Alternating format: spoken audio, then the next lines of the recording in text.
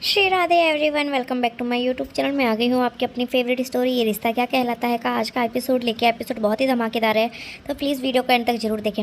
Episode की शुरुआत में हम देखते हैं कि जो अबीरा के घर की लाइट होती है वो चली जाती है, जिसकी वजह से सब लोग परेशान होते हैं। तो अबीरा जो होती है वो ज़मीन पर बिस्तर बिछा देती है और दादी साहब को बोलती है कि दादी साहब आप तो यहाँ पर फिटनेस का बहुत ध्यान रखती है, तो आप नीचे सोएंगी तो आपको ठंडी हवा भी आएगी और आपकी बॉडी भी ठीक रहेगी। तब भी दूसरी तरफ हम देखते हैं कि जो गीतांजलि होती है उसके दादू जो होते हैं वो लोग उसे परेशान करते हैं, क्योंकि वो बॉक्स में उसके घुंघरू रखे रहते हैं जिसमें उसे गोल्ड मेडल भी मिला रहता है। और यहाँ पे हम देखते हैं कि वो शर्माती रहती है इस बात से कि उसे अभी डांस नहीं आता है। पर यहाँ पे हम देखते हैं वो उसे बोलते हैं कि इसने ये बहुत अच्छा डांस करती थी। तो ये बोलती है कि जो गीतांजलि होती है वो बोलती है कि नहीं, अभी तो मैं बहुत टाइम हो गया, मुझे डांस छोड़े तो अभी मुझे नहीं आता। पर उसके दादू जो होते हैं वो उसे बोलते हैं कि कोई भी कला इतनी आसानी से ना आती है और ना ही इतनी आसानी से कोई उसे भूली जा सकती है।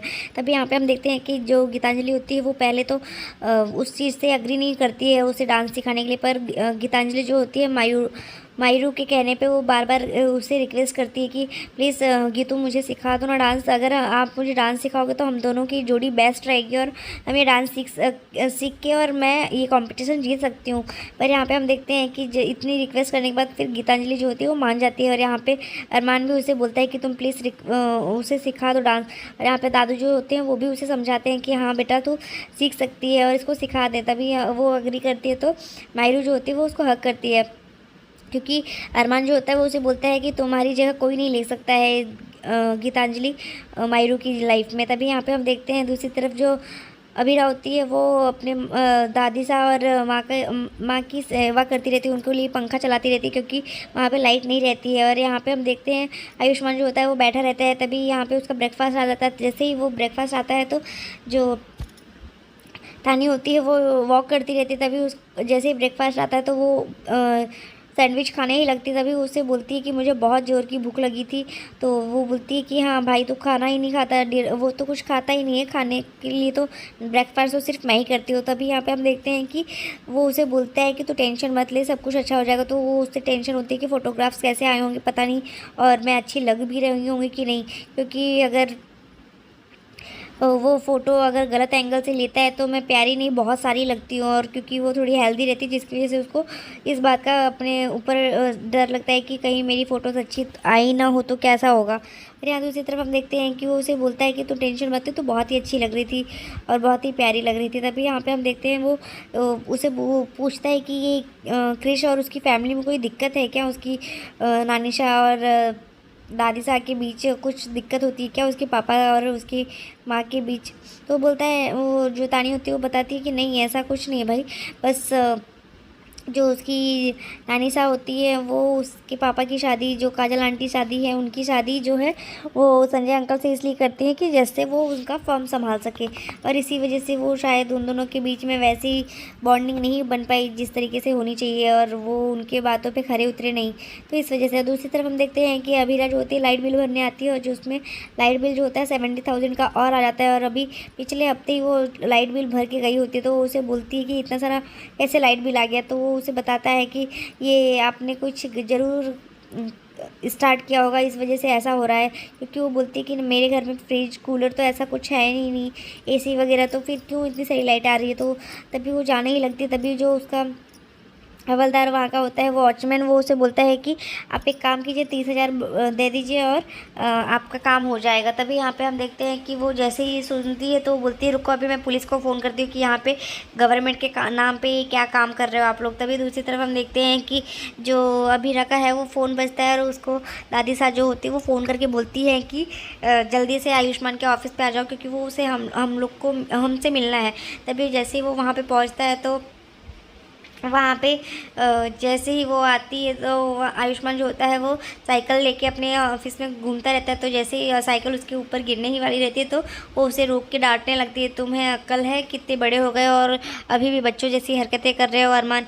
तो जैसे ही अरमान का नाम आता है तो वो रुक जाती है, क्योंकि उसे ऐसा लगता है कि ये उसका अरमान तो है ही नहीं, तो वो उसको कितने हक से क्यों डांट रही है। तभी यहाँ पर हम देखते हैं आयुष्मान जो होता है वो चुपचाप सुनता ही रहता है सब कुछ, उनकी डांट जो होती है वो सुनती रहती है। और यहाँ पर हम देखते हैं कि वो उसे बोलते हैं कि जो आयुष्मान होता है वो भी चुपचाप सुनता रहता है और फिर वहाँ से चला जाता है। और यहाँ पे हम देखते हैं कि जो दादी साहब होती है वो बहुत ही फिर गिल्टी फील करती है कि मैंने क्यों डांट दिया उसके ऊपर। और यहाँ पे जैसे ही वो वहाँ से जाने लगता है तभी जो अबीरा होती है और विद्या जी होती हैं वो सोचती हैं कि अब तो ये हम लोग का कॉन्ट्रैक्ट जो है वो कैंसिल कर देगा। और यहाँ पे अबीरा जो होती है वो इस बात से डरती रहती है कि अब क्या होगा।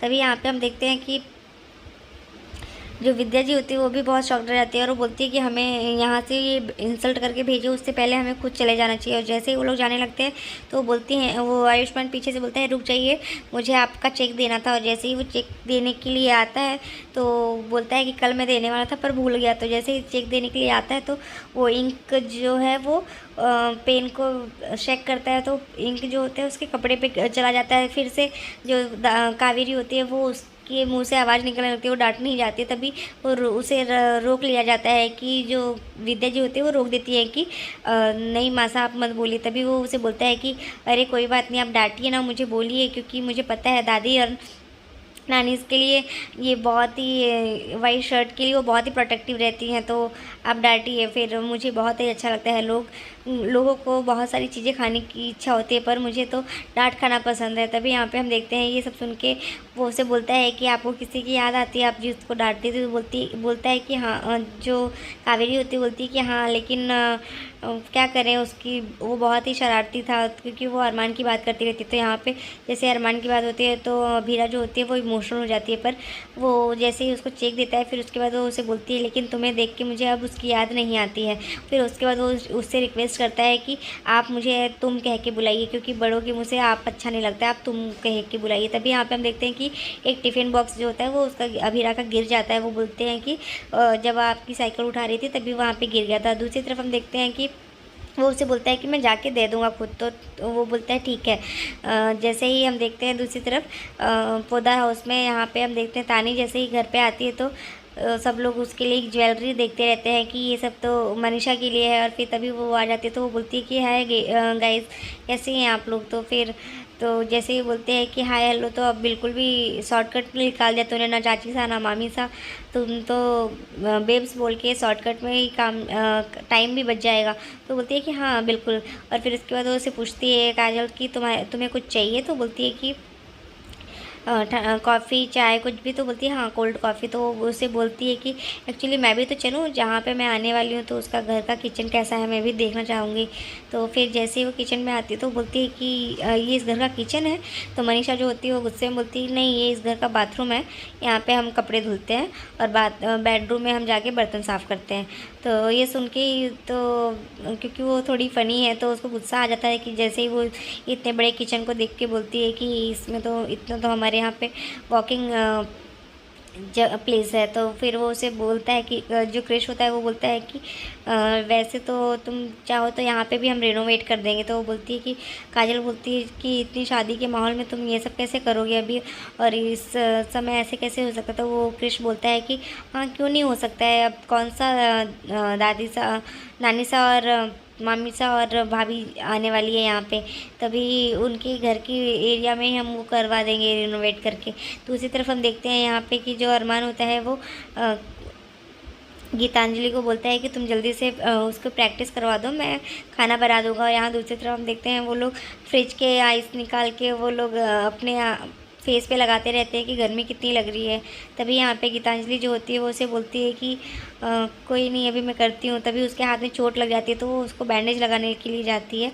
और फिर वो उसे बोलता है कि ठीक है तुम जल्दी से कर लो, मैं ये स्पीकर ठीक कर देता हूँ। और तभी यहाँ पे हम देखते हैं कि वो लोग एक दूसरे से बात ही करते रहते हैं यहाँ पे। तभी आयुष्मान जो होता है वो डोर नॉक करता है और वो जैसे ही आते हैं वो लोग तो उससे बोलता है, एक जन बोलते हैं कि आप तो यहाँ पे कैसे ऐसे बोल रहे होते हैं। तभी वो बोलता है कि आप लोग के यहाँ पे ऐसे ही रिवाज है क्या गेस्ट के साथ बात करने का, लेकिन अच्छा है, अब नॉर्मल है बट अच्छा है। फिर उसके बाद वो उससे पूछती है अभीरा कि आप यहाँ कैसे, क्या हुआ। तो वो बताता है कि ये टिफ़िन एक्चुअली गिर गया था तो मैं रास्ते में आ रहा था तो फिर एक बाइट खा लिया, एक बाइट नहीं एक्चुअली थोड़ा सा ज़्यादा खा लिया। तो अभीरा टिफ़िन चेक करती है तो बोलती कि तो पूरा ही ख़त्म कर लिया, मतलब थोड़ा सा नहीं पूरा ही ख़त्म कर लिया। तो वो बोलता है कि हाँ एक्चुअली खुशबू बहुत अच्छी आ रही थी तो मुझसे रहा नहीं गया तो मैं खा ली। तभी यहाँ पे हम देखते हैं कि अभीरा जो होती है वो बोलती है ठीक है कोई बात नहीं। तभी यहाँ पे हम देखते हैं कि जो विद्या जी होती है वो बोलती है कि अरे कोई नहीं, आप आइए अंदर तो आइए, अभी अबीरा खाना ही बनाने जा रही थी तो वो अच्छे से बना देगी, तुम लंच करके ही जाना। तभी यहाँ पे हम देखते हैं वो बोलता है कि हाँ हाँ ठीक है कोई बात नहीं। और यहाँ पे वो उससे बोलती है, पूछता है कि आपके यहाँ लाइट नहीं है क्या? तो तो विद्या बोलती है कि नहीं नहीं, लाइट तो थी ही, एक्चुअली कभी कभी कट जाती है। तो आज बहुत टाइम के बाद कटी, और वैसे भी हम खुद ही बोलते हैं कि थोड़ा तुम तो बाहर जाके आओ, लाइट को छुट्टी पे हम भेजते हैं कि। तभी यहाँ पे हम देखते हैं मासा जो होती है वो भी इस तरीके से कवर करती है, और फिर उसके बाद वो उससे पूछती है कि लौकी हमारी वीरा बहुत अच्छी बनाती है। तो बोलता है कि हाँ हाँ ठीक है मैं खा लूँगा, मुझे सब पसंद है। तो अरमान की याद आ जाती है उसको जैसे ही वो लौकी की बात सुनती है तो। और यहाँ पे अरमान भी जो होता है वो कुकिंग करता रहता है। तभी यहाँ पे हम देखते हैं कि अरमान जो होता है वो गीतू और मायरू के लिए, और मायरू जो होती है वो गीतांजलि के साथ साथ में वो प्रैक्टिस करना स्टार्ट कर देती है। और जैसे ही स्टार्ट करती है तो वो लोग प्रैक्टिस में लगे रहते हैं, और यहाँ पे जो अरमान होता है वो खाना बनाने लगता है। तभी यहाँ पे हम देखते हैं कि जो अभीरा होती है वो जैसे जैसे खाना बनाने लगती है वैसे ही विद्या जो होती है वो उसे खिलाने के लिए लेके जाती है, और वो एक और बोलता है कि थोड़ा सा और मिल सकता है क्या, एक रोटी और मिल सकती है क्या। और जैसे ही वो देखती है कि सब कुछ ख़त्म कर दिया है, अभी कुछ बचा ही नहीं है खाने को, तभी वो उसे बोलता है कि धीरे धीरे खाइए। तो यहाँ पे वो फिर से वापस से खाना बनाने के लिए जाती है, क्योंकि दाल सब्जी सब कुछ ख़त्म हो गया होता है। तभी यहाँ पे वो फिर से स्टार्ट करती है खाना बनाने। तो फिर वो उसे बोलता है कि वो पंजाबी में बात करते हैं। तो वो पूछता है जो कावेरी जी होती है वो बोलती है कि अरे तू साइड फिर विद्या को हटा के वो बैठ के उससे बात करती है पंजाबी में, और बताती है कि आप अमृतसर में रहते थे क्या? तो वो बोलता है कि हाँ। तो वो बोलता है कि सेक्टर?